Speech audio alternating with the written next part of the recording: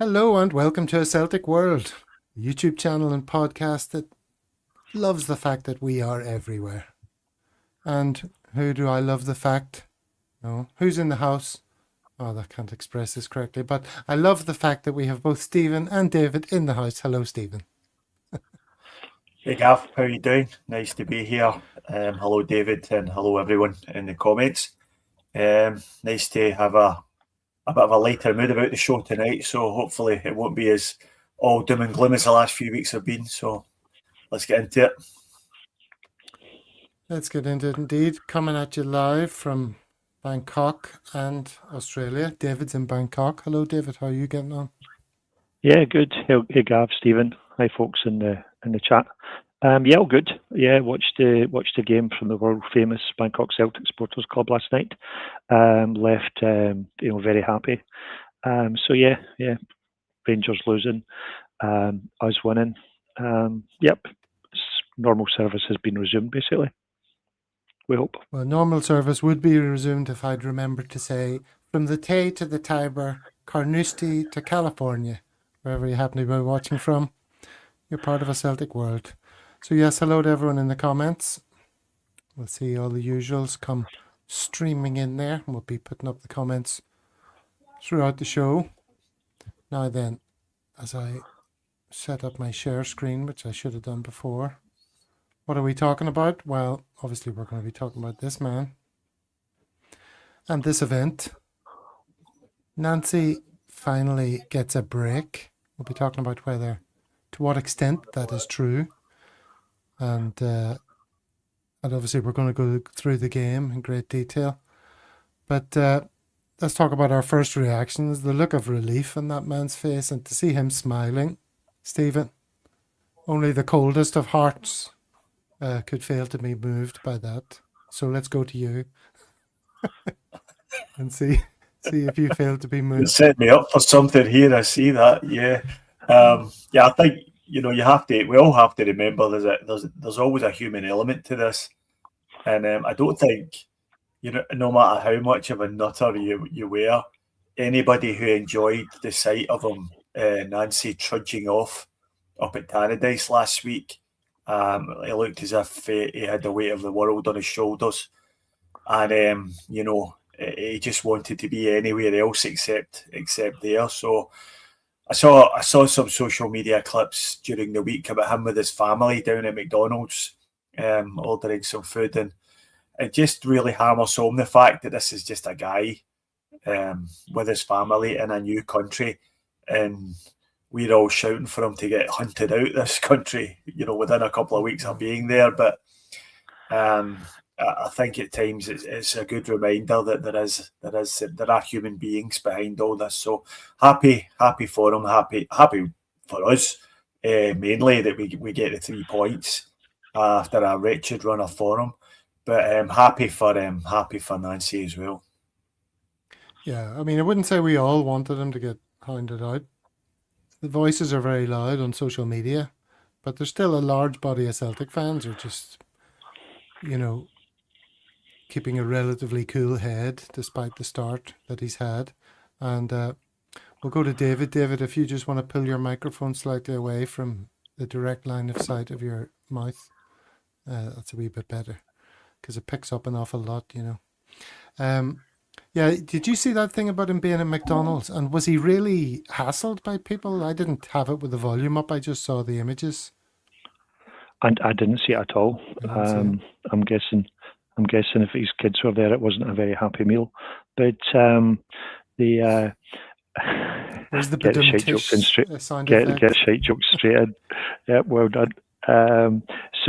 No, listen. I mean, he's he's doing his best. He's not trying to lose. We had some guys in the world famous Bangkok Celtic Supporters Club last night. Actively hoping that we wouldn't win, or we would a draw, something that would get them out the door. So similar to what Martin's saying there. I can't do that. I think that we're obviously going to spend a lot of time talking about the game and stuff, and But I think somebody else in the podcast, in the chat, mentioned how unlucky he is. But obviously, we wish the best for everyone. We want, all of our players to, be world beaters. We want the best from Ralston. We want the best from, from Scales, from everyone. And to see if he did get personal abuse, and his family especially get personal abuse, then that's bang out of order. Yeah, I don't know if he did. That's what I'm asking. Because there's been some stories with like the knife story, which turned out to be nothing. There was a guy pointing, and the bit of the cop's yellow jacket. There was footage of him having a meal in McDonald's, and some guy coming up to the table, but maybe serving him or something. But it didn't look untoward. I wonder, was that are people making, bad stories out of nothing, left, right, and centre here? Yeah, I think there's a bit of that. All I saw was somebody had saw him in McDonald's and take a picture through the window. That's all. And it was, you had to look twice to make out that it was actually him. So I don't think he was hassled, and if he was, it goes without saying that's bang out of order. So I don't think so. Well, just to address that other point about people wanting them to lose the game, that is something you've heard from Celtic fans, and even from within the Celtic world stable, I have to say. And this is something saying, in response to that, I struggle to believe any proper supporter would want us to lose mid-season, but if you're one of those people, get it up ye. So that's quite a good use of his tactics board, I would posit. All right, speaking of which, let's get on with the game and let's talk about the tactics, because this was the lineup.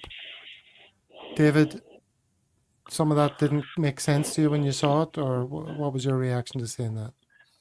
Yeah, so the version, the lineup that I saw was it wasn't as helpful enough to put it into a 3-4-3. So, you were looking at it was quite confusing. Who might be playing in. Well, it was confusing for me. Who might be playing in what position? But sticking with Alston on the right, was always going to be a concern. We're sort of shoehorning people in to fit his system. And we were playing an Aberdeen team that had gone, I think, 7 games domestically without a defeat. And I know they had just come back from Prague, which is a fantastic city, by the way. Great for a piss up. But I was hoping some of them might have come back with a bit of a hangover. But yeah, it was. I'm still not convinced at all about this format, to be honest. Stephen, what was your reaction to the team? Well, yeah, I was expecting something quite similar, given the fact that Tenecte's away to the AFCON, so is Billy Quisher, although that's less of an impact on anything since he hasn't even featured. So there was always going to be a bit of a rejig. I share David's sentiments on Ralston. Anytime you see Ralston in the team, your heart sinks just a little bit, and a little part of your soul just dies as he racks up yet another appearance for Celtic. He must be close to a testimonial by now, and that is just one of the great travesties in life. Anthony Ralston gets a testimonial at Celtic. But given the tools he's got at his disposal, probably not that surprising. He's obviously, I think he left Scales out last time out as well, so not surprising to see him left out. He had a pretty woeful game up at Tannadice, and so that was expected. And then up front, he doesn't really have a choice to make. We'd all rather see anyone there except for Johnny Kenny, but he really doesn't have an alternative. So we're going to have to run with that for the moment, and hopefully get through the next period until we can either get Ian Nacho back from injury, or we can sign a striker in January. Well, we'll come on to January later in the chat, because there are obviously some grave lacunae in our team that need filling. But let's get into the action. When did you watch the game, Stephen? This morning? Did you get up early? Yeah, I have to say I haven't seen the whole 90 minutes. I have watched extended highlights, but I didn't watch it live.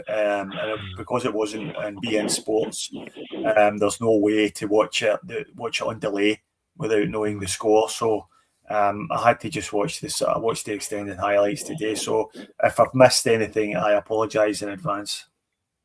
Yes, apologies to all of our viewers. We expect more from the team than that, but what can you do? Can we get the staff? No, I watched it this morning. I got up early to watch it instead of watching it late last night. And it was just really enjoyable. I found it like a really enjoyable, emotional roller coaster of a game. You know, mostly we were bloody good, like throughout the game.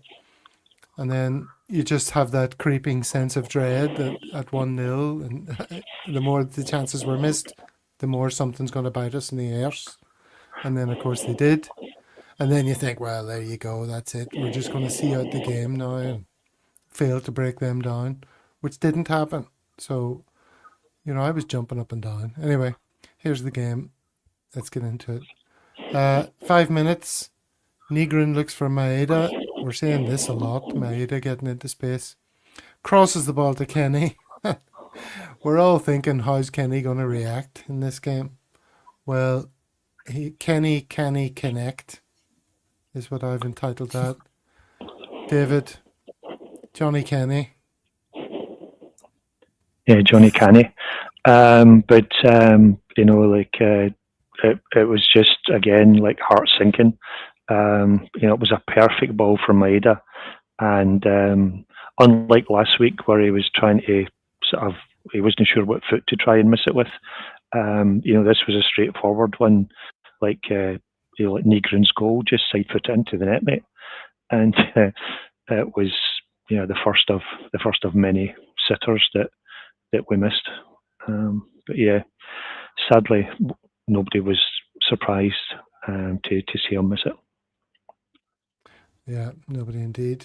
All right, so that was the first incident. There's actually loads of photographs, as you can imagine, from a game with so many chances. My goodness. 15 minutes, Maeda knocks it back for McCann, who shot straight at the keeper, I think. Can't quite remember. Kenny breaks free. Do you remember this incident? And he beats him on the line. Stephen, was that on 20 minutes? Must be. And then he tries to find Negrin, but I mean, what options did he have at this point, you know, before he kicked the ball? He could either chip it, go for an audacious chip over the keeper, or put his foot in the ball and wait for more reinforcements, couldn't he? I don't think he could really find Negrin.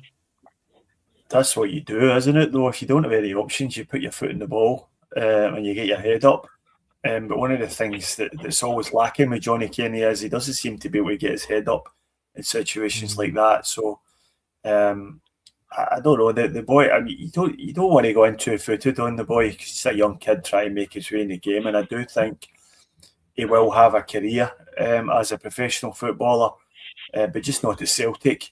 And he's miles above. He's playing miles above where his level is, and it really shows.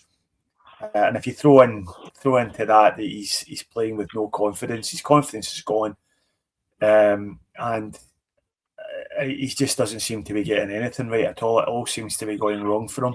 And another example of how Celtic have ruined a player's career, basically. You know, Johnny Kenny was on loan at Shamrock Rovers and banging the goals in, scoring in European competitions, and loads of goals in the League of Ireland. And we had to bring him back because we literally had no strikers. But ideally, that's where he should be. He should be out on loan, either back in the League of Ireland or down in the Championship in England or something like that. But because of our hideously bad recruitment, we've had to keep him. And due to injuries and more bad recruitment, he's having to start every week now. So it's not his fault that he's not good enough. And that's a point that needs to be underlined at all times. It's not his fault. He's been thrown in there, and he's probably doing his best. He's just not a very good player. He was supposed to be Brendan Rodgers' third striker, wasn't he? A young fella learning off the other two and getting a wee bit of game time here and there, but mostly improving and training. not having all the hopes of Celtic, the institution that it is, pinned on his shoulders. So yeah, I've seen a lot of people going on about the length of his contract and how he's got another 4.5 years to go, and people wondering why on earth did we do that? But we obviously did that to try with a view to selling him and try and get a few more pounds on the transfer fee. I don't think at any point anybody thought we would be keeping him for 4.5 years. There was talk about him going on loan down to Bolton last summer, and the hope would have been that he went down there, done okay, and we got some money for him. So I wouldn't really hold the length of his contract against him or the club. I'm just going in here to. I know. I was going to change David's mic settings slightly. There's a wee bit of noise. But David, here's Anthony Ralston. He had a couple of highlights in the game. This was one of them. 23 minutes. Goes in for a clean sliding tackle and then emerges heroically with the ball, charging forward. And then I think ran out of things to do. Didn't quite know what to do with it or something. Yeah, because the next photograph's got nothing to do with that. So, he's another guy he's in the team, he's doing his best, but we should have a bit more quality than that. Yeah, for sure. Obviously, a massive Celtic fan, living the dream, etc. He's doing his best. But again, I think his confidence is shot. He's not had such an extended run in the first team for quite a while. And with AJ being probably out for another maybe a couple of months or longer, then he's here for the duration. So personally, I don't understand why he doesn't go for Donovan instead. When you see Donovan's crossing, especially for the second goal we got, I would rather invest time building up Donovan. He's far from the finished product, obviously, but with Ralston, this is as good as it's going to ever get for him. He had a couple of nice shots. He had a nice crossfield pass at one point, but he's always an instant away from messing things up. Right, let's get on with these moments then in the game. 26 minutes, keeper jumps for an Engels corner, unchallenged. Pretty good corner, that. The dangerous position. Dyson puts it wide. I think the keeper dropped that one. Dyson had a snapshot, but it just went wide. And then Negron gets into position to get a shot away. The shot goes harmlessly across the goal and out. 31 minutes. Was that not the one that hit his face? Was that not the one that hit the goalkeeper's face? No, this is the one that hits the goalkeeper's face, I think. Oh, right, sorry. Negron breaks through on 31 minutes. And there you go, David. Oh yep. There's sorry. The ball hitting the goalkeeper's face. Negron's not everyone's cup of tea. I'm sure we'll talk about him at the end of the game. But, he doesn't stop. He's kind of... I was thinking about why it is that, people who love Negron or like Negron maybe aren't the same ones that value Engels and vice versa. Engels lovers don't rate Negron. I don't know if I'm just making that up or not, but the difference between those two is Engels is all about control and Negron's got no control over anything. He's running about like a headless chicken half the time, but he never stops. He's always trying. He's always getting into position. He never looks that smooth, but it must be a nuisance to play against because he's always trying, like I say. I think we'll talk about him later, though. 34 minutes, the ball breaks from the keeper to McGregor. McGregor tees up... Oh, this is the Negron. Negron tees up Kenny here. Now, what were you thinking at this point, Stephen? What should he do with that? Well, you're thinking, what you're thinking is he's going to miss this, isn't he? But what you should be thinking is he's going to put this right in the corner. If he's got either corner to pick at there, he can either wrap his foot round the ball and put it to the keeper's left, or he can open his body and put it to the keeper's right. So he's got all the goal to aim at. He could even lift it. He could even take a touch. He's got time to take a touch there and steady himself. But he hits it first time and then drags it harmlessly wide, and that's just a symptom of a player who's out of confidence and out of ability. If we're being perfectly honest, so I hope he's. Nobody likes to see a player really struggling like that, and I do feel for him. Although I did see some footage from after the game where he walked past a load of fans refusing to sign autographs. So maybe that's not the best portrayal of his character. But he's certainly struggling, and you don't like to see any young player struggling. And in the ideal scenario, you would take him out of the team. But who knows who would be next off the rank. 38 minutes. Oh yeah, this is just after Yang had gone on a wee mazy run and then ran into trouble. And the next thing he pops up on the left to win possession. And much was made of this in the commentary. How much credit goes to Yang for what resulted in a goal here. But he wins possession. McCarran then releases Maeda down the left.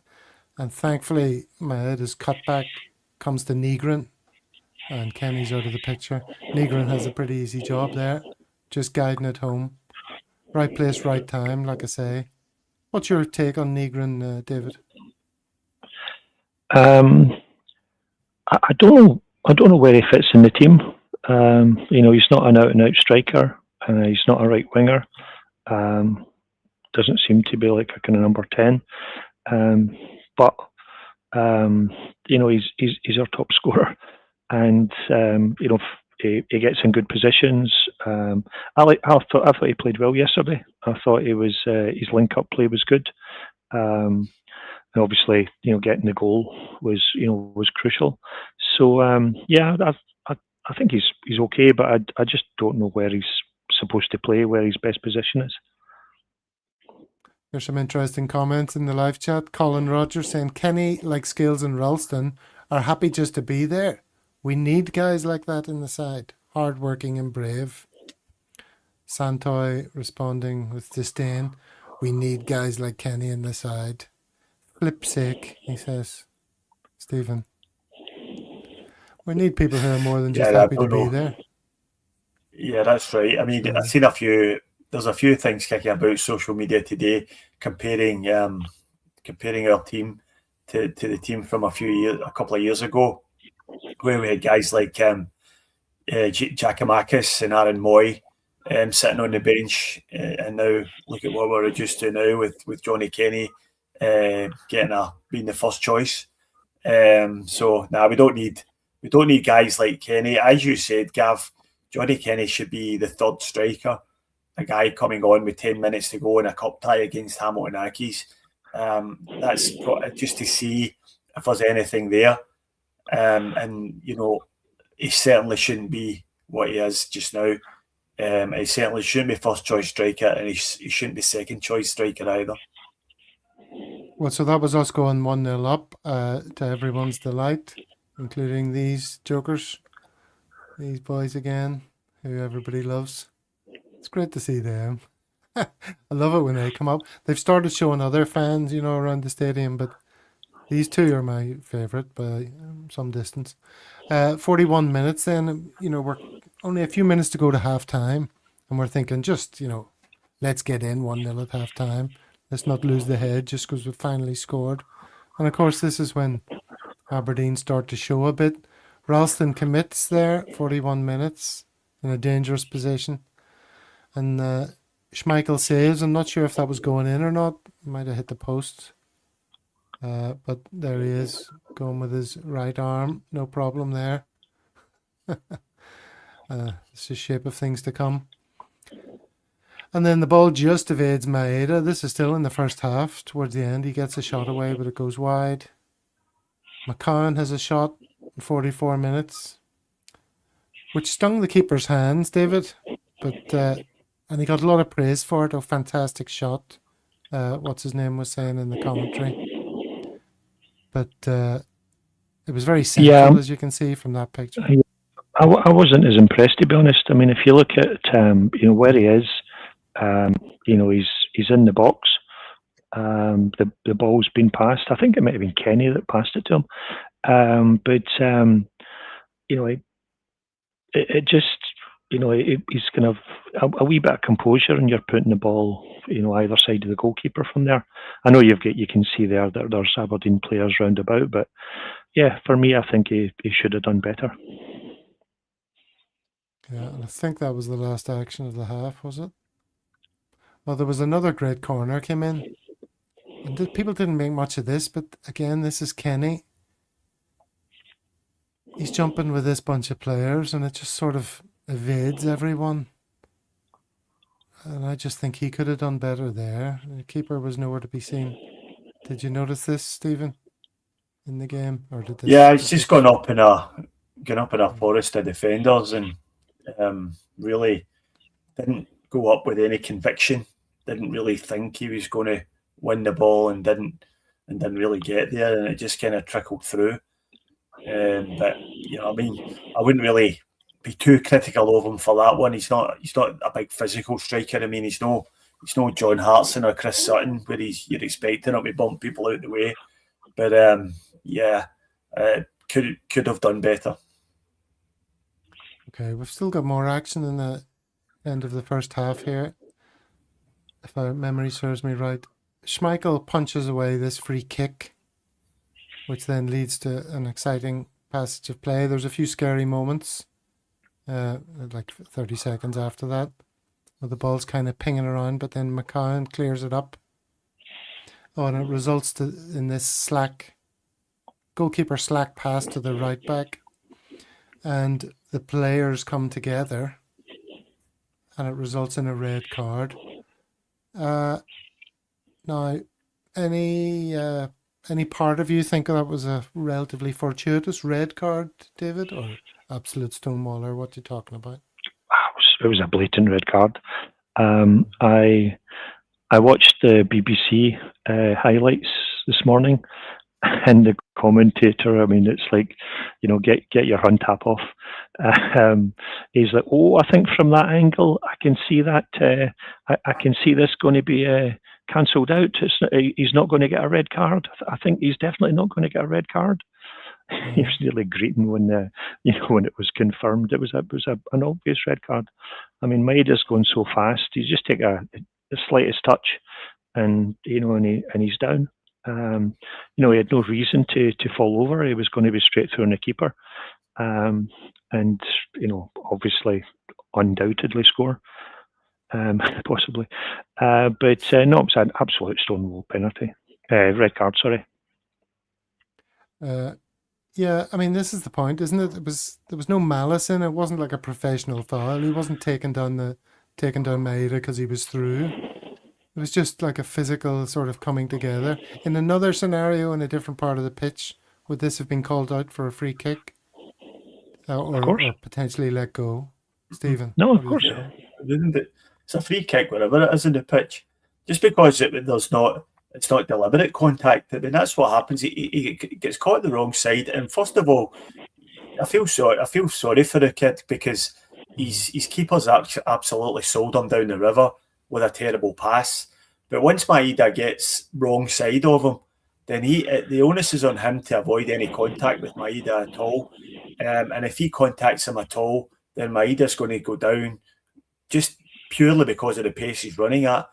And it's a red card because he's the last man. It's a clear goal scoring opportunity. Doesn't need to be deliberate. It's a foul, and he's the last man. He's through in goal. It's a textbook red card for me. And I don't know why there's really any debate about it at all. Well, I'm sorry I stole your thunder by using your favourite term, stonewaller, because I always enjoy hearing you say that, Stephen. The word stonewall, kind of means like to, give somebody the silent treatment or not engage in a debate or something. I'm wondering why do people use that for a penalty? Just because there's no debate over it? I guess that's it. No point engaging in this debate. It's a stone wall. You can't knock it down. It's solid, I guess.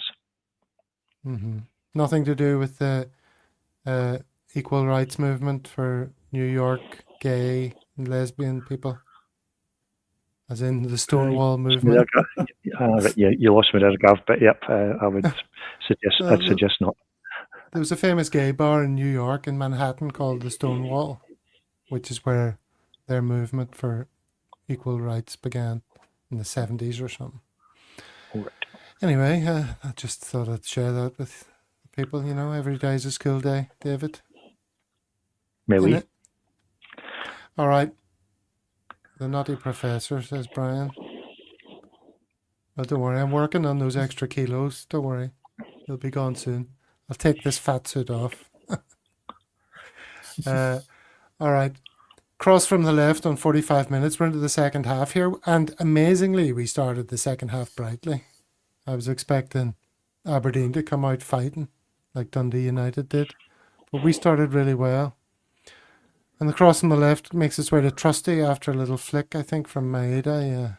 And the keeper made a good save. This is where the keeper started to just put in the performance of his life. Stephen, you pointed out his bad pass to the right back there, which put them into all sorts of trouble. But, I mean, from this point forward, he just played like a man possessed, didn't he? Yeah, I mean, Mitov is a good goalkeeper. His weakness is, though, with the ball at his feet. So he's done that a few times this season, and gave away goals. But as far as just being a shot stopper is concerned, he is a very good keeper. And you're right, he just threw himself at everything in the second half and really kept him in the game. So a lot of it, you know, you could make the argument he shouldn't have had the chance, though, because the finishing was pretty poor and gave him a chance to make a few saves, like the one we were just looking at there. It wasn't a great header from Trusty. He didn't really get that much purchase on it. I think if he'd got a full head on it, the keeper would have had no chance. But he played well and kept them in it. Certainly at this point, when it was just wave after wave on the Aberdeen goal. 46 minutes, David. Dyson is just about to play a lovely ball through to Negrin here. You see Negrin pointing. He does that a lot, doesn't he? He makes these wee runs. He points to people. And then someone had a shot. I think the keeper got their foot to it. Breaks to Callum McGregor. And then this was a great save. David? Yeah, it was a good save. I think this would have been, if it had been one of these Thunder Bastards where he really put his foot through it, the goalkeeper would have had no chance. But yeah, it was, to be fair, it was an excellent save by the goalie. But I think if he'd really put his foot through it, then we would have it would have been a definite goal. There's Mahesh weighing in with a bit of the Stonewall conversation. Stonewall Jackson, very good. All right. Oh, and Callum McGregor even stopping to applaud, which was a nice moment. It's nice when players do that, respect their fellow professional. It was an excellent save, that one. I thought that was the best of the lot from Mitov, and I think McGregor's just acknowledging that there. Yeah. Johnny Kenny swings at the ball from a corner, and it sort of trundles wide. He tried to do like a wee scissor kick type thing. 47 minutes, Negrin cross. And it comes off the post and trundles back into the keeper's arms. I mean, did you even think that must have crossed the line, David? Were you waiting for... I mean, it looks like... Look at this still, for God's sake. That looks like it's a Stonewall goal, does it not? Definitely. Yeah, it was one of those. I think in the first 5 minutes of the second half, I think we created about 10 chances. I think we hit the bar, the post. We played really, really well first 10 minutes. It was really, really great attacking performance. But it looked like it was going to be one of those days where the second goal just wasn't going to happen. I think. I'm not a big fan of the XG, but I think probably Mahesh will tell us in a minute. But I think it was our biggest XG for ages, 4.5 or something, which is which is huge, I think, for expected goals. But yeah, I mean, was it 3 or 4 times? 4 times, I think, we at the bar. Well, while you're talking about it, let me pull that up, because I indeed have it. We don't need to rely on Mahesh. Yeah, 4.53 XG compared to their 0.73. 31 total shots, 7 big chances. But we're getting ahead of ourselves. Oops, we're getting ahead of ourselves a little bit. Let's get back to going through the action of the game. Yeah, so that was Negrins that just came off the post. Then your favourite player, Stephen, Anthony Ralston, looks ready to wind one up here. This was a tricky enough one to hit well. You know, you always hear them saying, get your hip over it, son, get your hip over it. But he did that. It was a really good shot, actually. And forced this save out of the keeper from that distance, which isn't bad. Yeah, not a bad strike from Ralston. You know, he is capable of the occasional flash of something. But, you know, I don't know. There's not much more we can add about Ralston. He is what he is. He is what he is. All right. So that was that save from the keeper on 49 minutes. Then in 50, it comes out to Engels. And now it's his turn to put in a cross that hits the frame of the goal and doesn't fall kindly for us. Who did you have on comms? Either of you, were you listening to the McCuddihy or Paul Cuddihy and what's his name? I can never remember his name. Commentator on Celtic TV, ex-player Simon Donnelly. They were just couldn't understand what was going on with the frame of the goal. Amazing, wasn't it, David? Yeah, just one of those games where you know, you just couldn't get the ball in the net. Is it evidence of anything particularly telling, Stephen? Just poor quality finishing? I think the stats are a bit misleading, you know, and I know Nancy referred to it after the game when he said we hit the bar or hit the post 5 times. And you know, factually, it's correct. But like I said, that one from Engels there, which that was a cross. That, you know, that wasn't a shot. He's not shot and hit the crossbar or hit the bar. He's just crossed in. At the end of the day, it's a pretty poor cross because it's just, you know, another foot to the left and it's out for a by kick. He wasn't trying to score. So to count that one as like an attempt on goal that's hit the woodwork is a little bit disingenuous, I would say.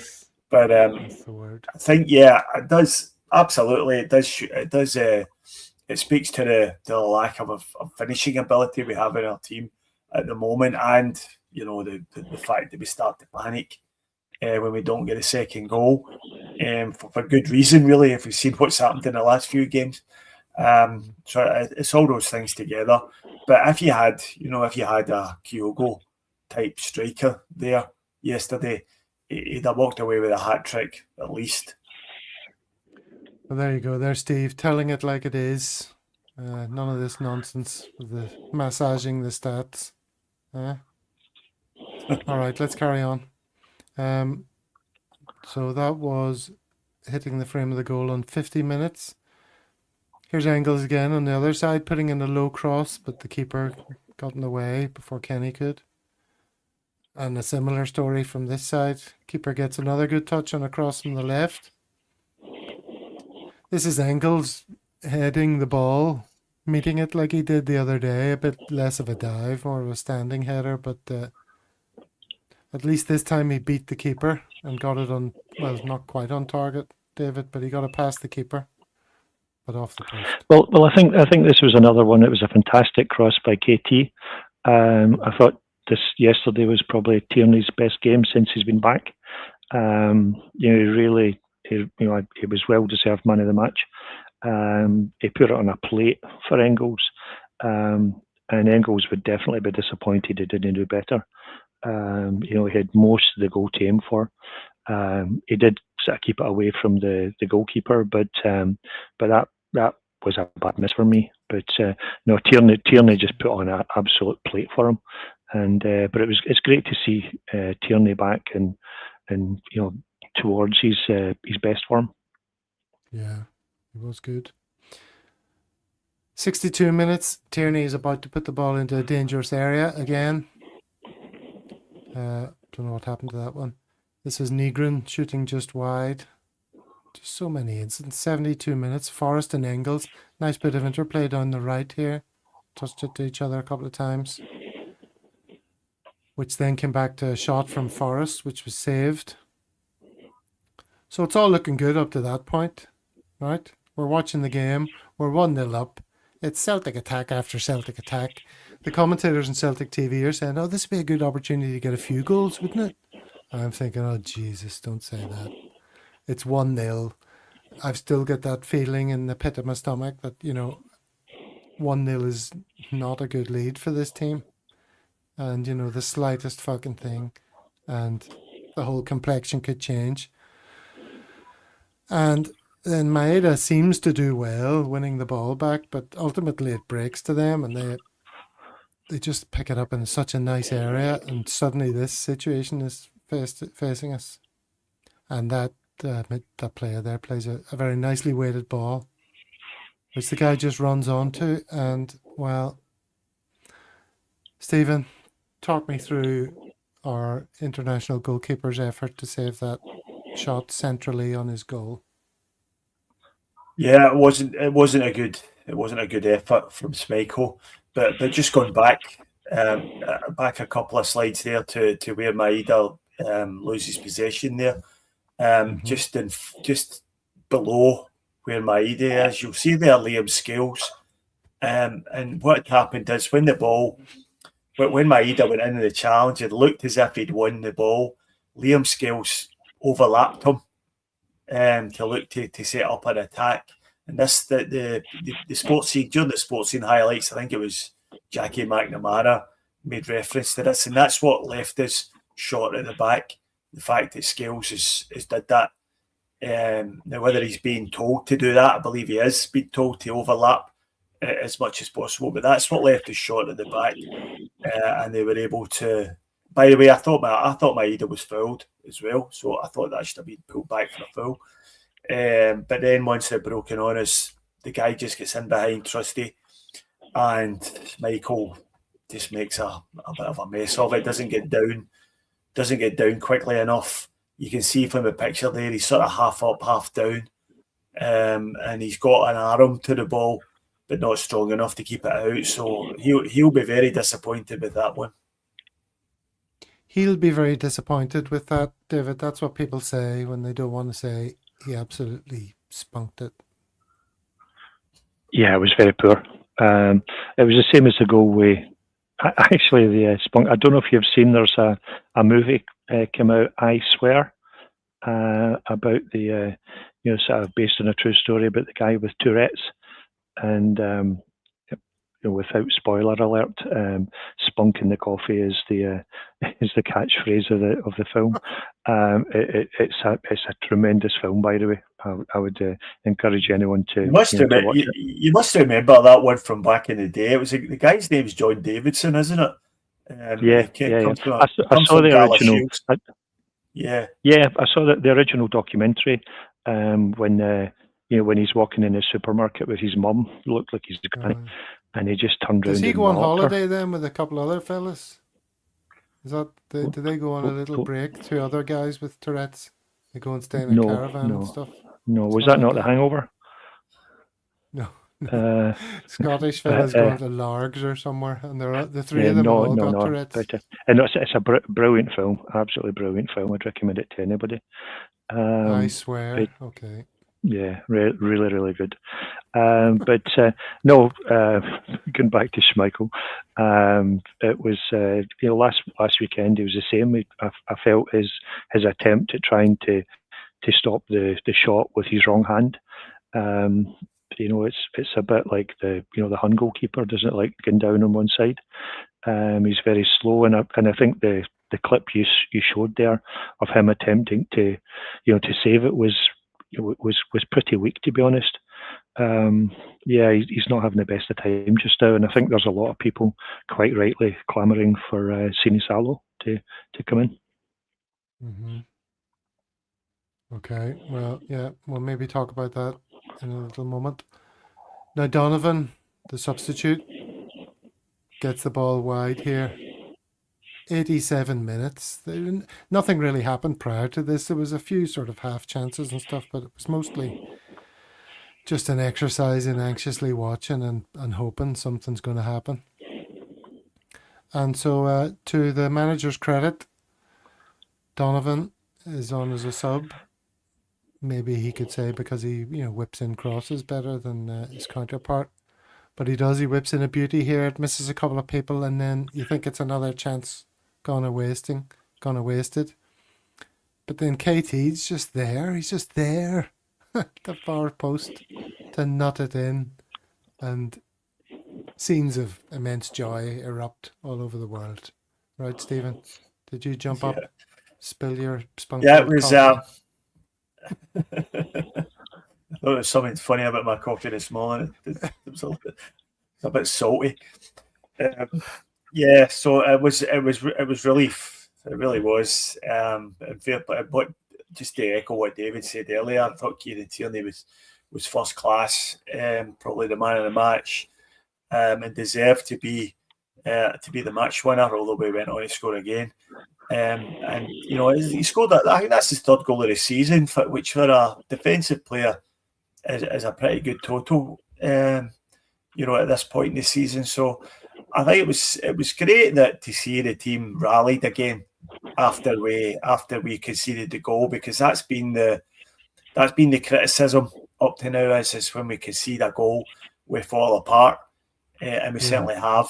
In the last 2 or 3 games. So on this occasion, we put a few myths to bed, and with having a strong second half, and with rallying after we conceded a goal, and getting ourselves back in front again. So hopefully, we can use that and kick on from there, and take a lot of confidence about how they dug this game out. But great from Tierney to get in at the back post there. Yeah, it really was. Maeda then almost immediately had another chance, which he smashed just wide. Quick ball over the top from Engels. Shinya Maeda and Maeda running onto that. Oh, that was just before Maeda's shot. Sorry, those two were the wrong way around. We've got to give Scales a bit of credit for this pass. I know Stephen won't want to do that, but he did release Negrin, who then exchanged or played the ball eventually to McGregor. Everyone's screaming for it, played McGregor in, but he was able to stay onside because of the deep-lying defenders there on the other side. And then he squares it to Jamesy, who pops it home. And, let joy be unconfined. It's Christmas time. And Jamesy Forrest has scored for Celtic. That's a nice little stocking filler, isn't it, David? Fantastic. 17 seasons in a row. Yeah, absolutely incredible. I think that we shouldn't be relying on him, but I felt he played well when he came on in the second half. Created a couple of chances. He showed attacking them, getting down to the byline. His cutbacks were good, but again. We were kind of lucky that for the second goal it was KT, and for the third goal it was it was Forrest, instead of it being, if it landed at Kenny or probably Negrin, they would have probably been missed chances, or Dyson, whatever, they'd have probably been missed. But no, he took it well, and absolutely fantastic, really. I mean, I think I saw on one of the other podcasts today, they showed you the clip of the commentator after it saying, 17 years in a row, Jamesy Forrest in the stadium kind of erupted. It was absolutely fantastic, and delighted for the guy. Yeah, it was great. Wee Jamesy, he can still do it. All right, so this man was happy. Nice to see him with a smile on his face for a change. Hopefully we'll see lots more of that.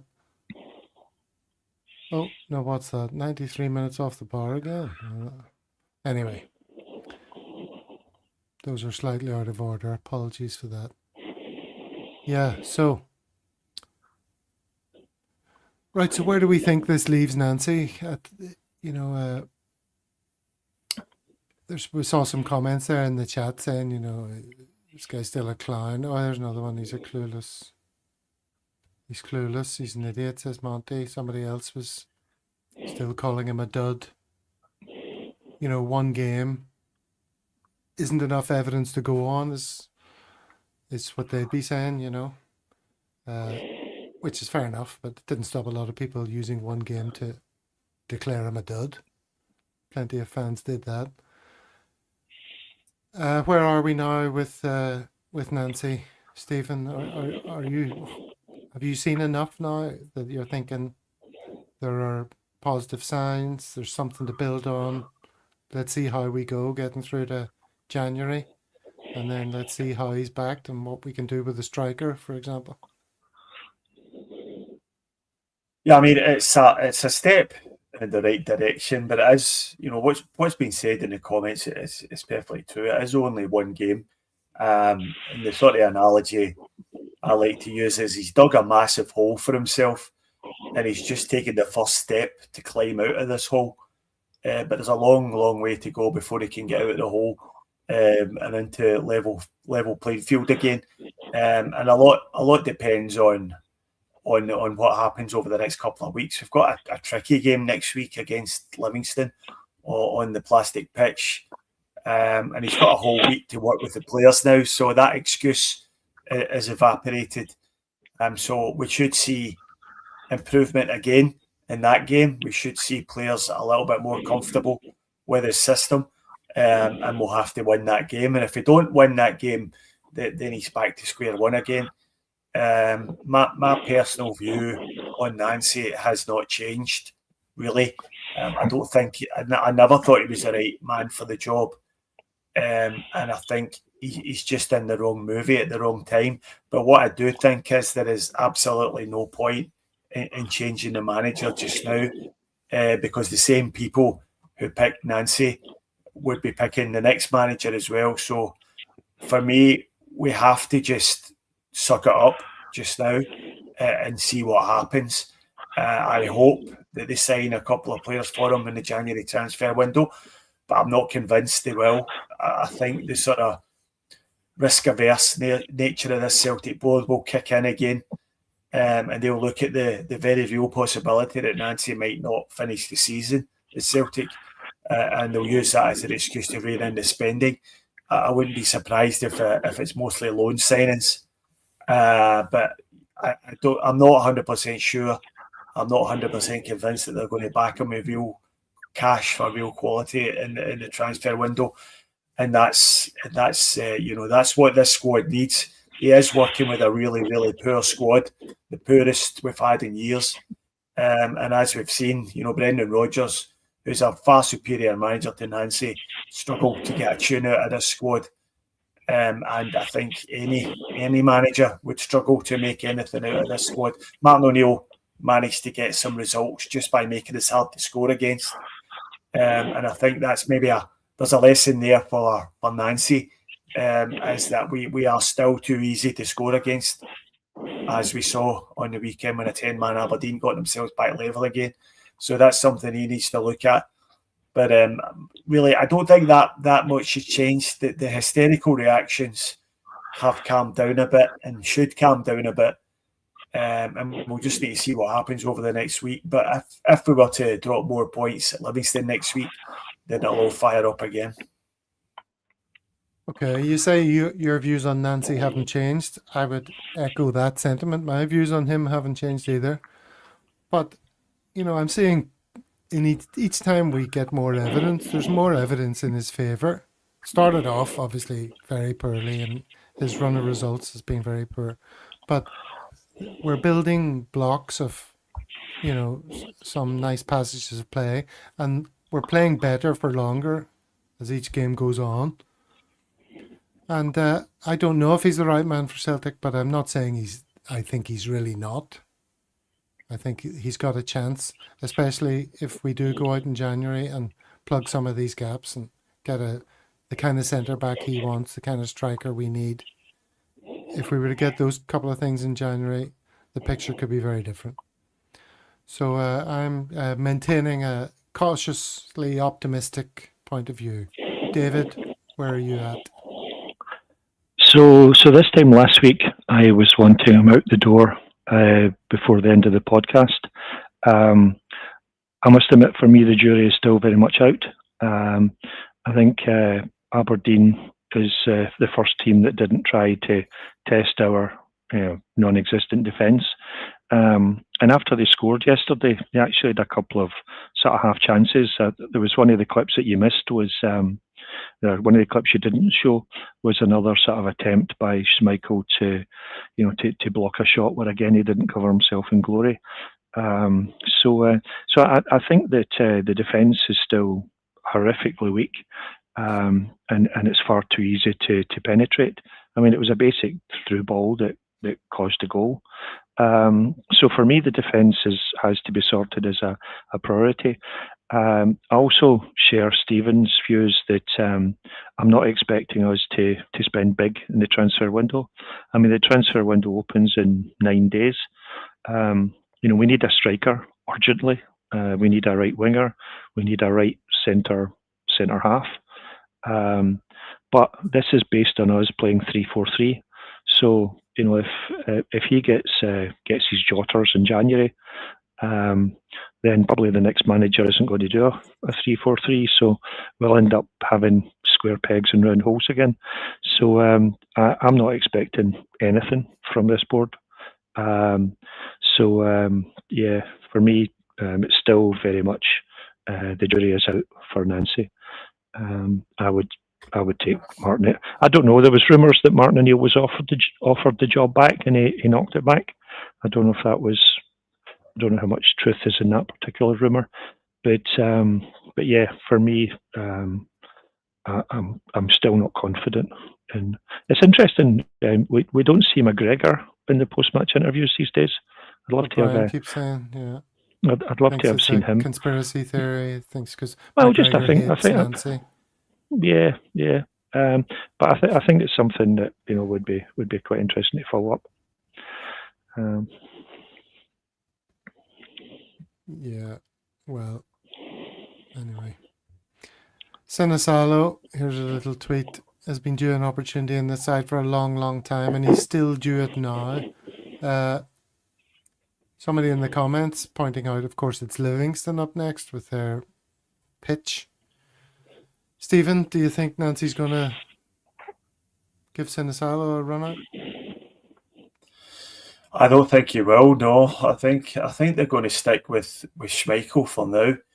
Now, hopefully, towards the end of the season, we've got a cup tie coming up against Auchinleck Talbot in a few weeks, and that's probably the ideal opportunity to give Sinisalo a run out, and I think that's probably what they'll aim for. But I think, I wouldn't get too carried away about how bad Kasper Schmeichel's been. He has had a few bad moments, but he also has had some very good moments as well. And if you cast your mind back to the semi-final against the Huns in the League Cup, he was excellent and made a string of really good saves. So I don't think he's completely done yet. And I'd be a little bit cautious about throwing Sinisalo into the team, because you're then in a situation there. If it doesn't work for Sinisalo, if he has a bad game, then what do you do? Do you bring Schmeichel straight back in again, or do you persevere with Sinisalo, or what do you do? But I think there's a natural end to Kasper Schmeichel's career at Celtic coming at the end of the season when his contract expires. I hope they don't offer him an extension at all. I hope it just comes to a natural conclusion. And by that time, hopefully Sinisalo will have had a few first-team appearances under his belt. We'll also have to sign another keeper, obviously, as well. So that's another variable into it. So, Sinisalo doesn't automatically become the number one goalkeeper when Schmeichel leaves. There's two goalkeepers then required to fight it out for the number one position. But I don't expect to see Sinisalo against Livingston, but I probably do expect to see him against Auchinleck. You do expect to see what was the last bit? I expect to see Sinisalo against Auchinleck Talbot in the Cup. I think you'll see Schmeichel in the next 2 games. You'll see him against Livingston. You'll see him against the Huns. And I think the next game after that's against Auchinleck in the Scottish Cup. And a game that's been moved to Rugby Park. So you would imagine that would be a fairly straightforward game and a great example a great chance to give Sinisalo a run out. Mm-hmm. All right. Well, speaking of giving people a chance, if you're new to the show and you haven't subscribed yet, check it out. Have a look below the screen. If it says subscribe, it means you haven't subscribed yet. So go ahead and do us a favor. Help us push up to 2,000 and 2,600 before 26 comes along. That's our big drive. Going for aiming high, David, don't you say? All right, so congratulations to James Forrest, whose goal today sees him now scored in 17 consecutive seasons. He's now equal with Bobby Lennox, the great Bobby Lennox, and only one behind the all-time club record held by legendary Napoleon. There you go. This is a bit of... you know what this is, don't you, David? You're familiar with this game? I have no idea. Is this the one where they kick over the net? Oh yeah, they play that in our Sepak Takraw. They play it in Thailand and Malaysia. Yeah. All these places. I just was going to show a couple of these for Celtic social media. Well, it's not very Celtic. Yeah, just down the road from me. Yeah. Down at the beach, just out like a couple of 100 yards from my house. There's a bunch of South American boys do this on the beach, and I walk past them every day, and I'm in absolute awe of their skill and their ability, their first touch, their ball control, and the way they can use their head, their shoulders, their chest, and everything they do, and it's amazing to watch. It is amazing. They play with like a wee sort of bamboo woven ball kind of thing. And it's amazing there's not worse injuries. See the way they land. It's incredible. But it's funny that they're kind of rubbish at football in this part of the world.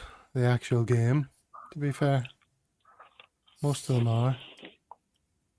Malaysia got into a lot of trouble there because it turns out that they've been registering all these players from all over the world and South America and things and claiming that they've got a Malaysian grandfather in one of the biggest teams, like the equivalent of Man City in Malaysia. They've got a few players via that route, and then they qualified to play for Malaysia.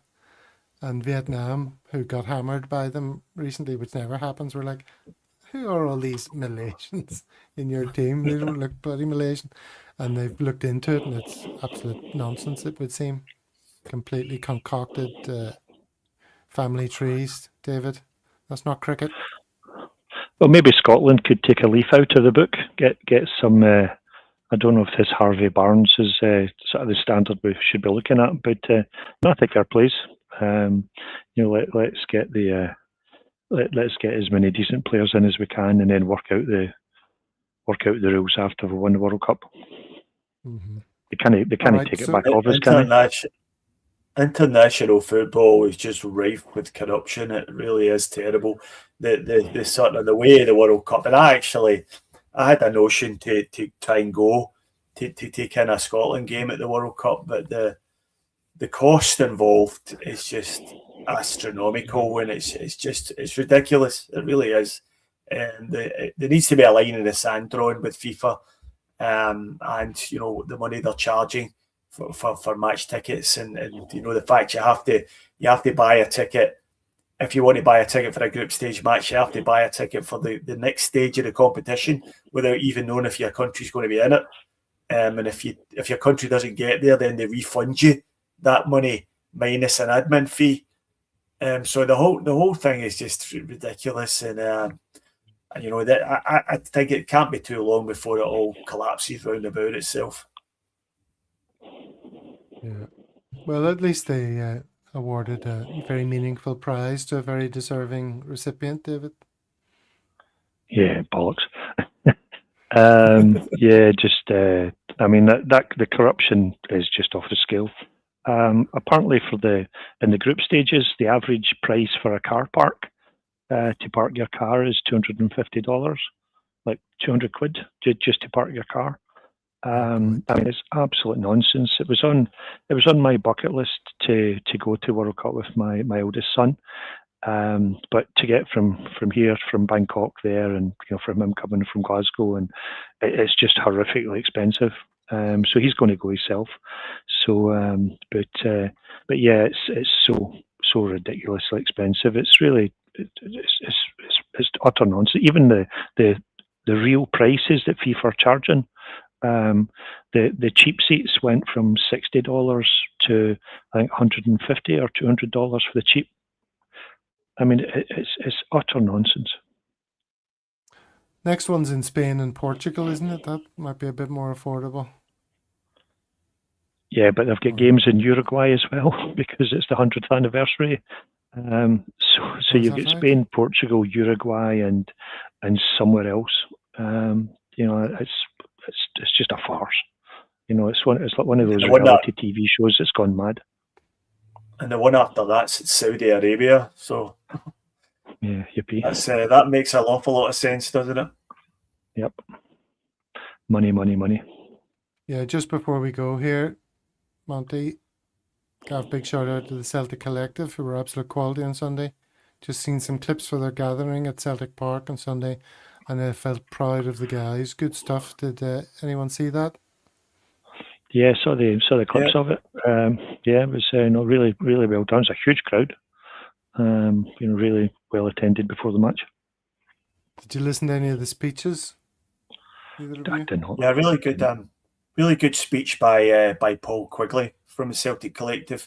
If you get a chance, go and have a listen to the last Homeboys 1-on-1, where Scott McCrory interviews Paul Quigley. Paul Quigley was the guy who represented the Celtic Collective at the meeting between Celtic, Police Scotland, and regarding the Green Brigade being kettled before the game against Rangers last year and being held for I think it was 7 or 8 hours in the middle of a road, kettled in amongst Rangers fans. Sorry, but by police officers. Freudian slip there.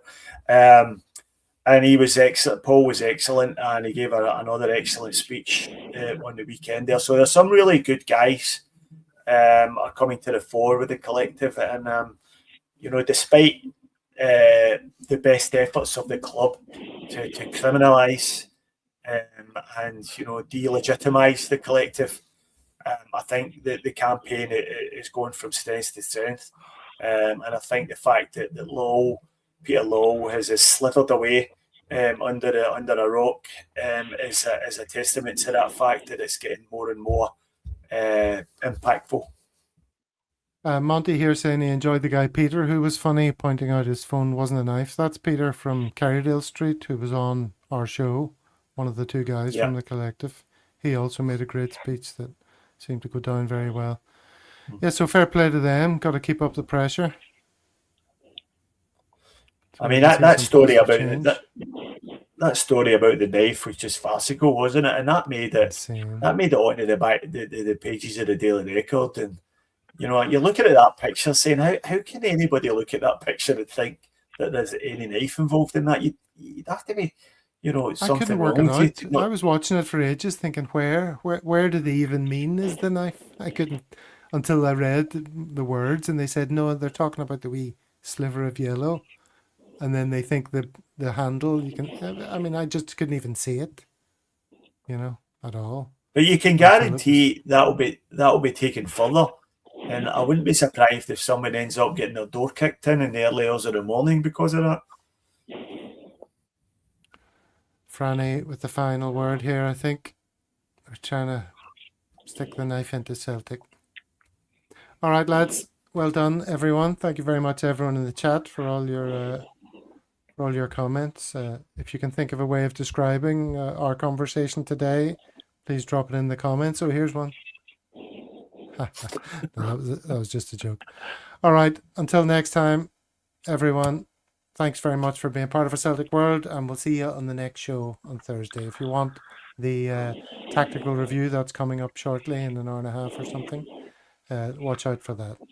Until next time, lads, hail, hail. Hail, hail, folks. Merry Christmas. Hope Santa's good to you.